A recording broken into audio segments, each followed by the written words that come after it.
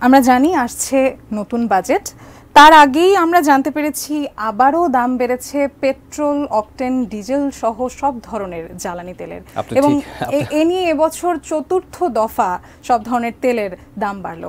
আপনি ঠিকই শুনেছেন, চতুর্থ দফা বেড়েছে অকটেল, পেট্রোল, ডিজেল, কেরোসিন সব ধরনের জ্বালানি তেলের দাম, এবং মার্চ থেকে এই মূল্য নির্ধারণ শুরু হয়।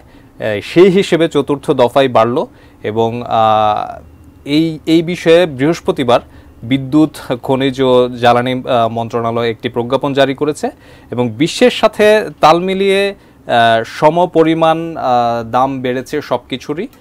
সেখানে ডিজেল এবং কেরোসিনের দাম 107 টাকা থেকে 107 টাকা 75 পয়সা হিসেবে বেড়েছে, এবং ভেজাল প্রতিরোধে কেরোসিনের দাম ডিজেলের সমান রাখা হয়।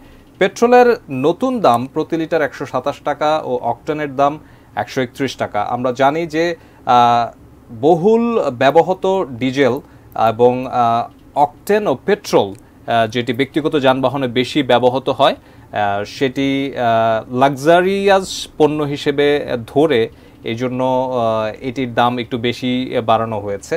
এবং জ্বালানি তেলের স্বয়ংক্রিয় মূল্য নির্ধারণের সূত্র নির্ধারণ করে নির্দেশিকা প্রকাশ করা হয়েছে গত 29 ফেব্রুয়ারি। এতে বলা হয়, দেশে ব্যবহৃত অকটেন ও পেট্রোল ব্যক্তিগত যানবাহনে অধিক পরিমাণে ব্যবহার হয়।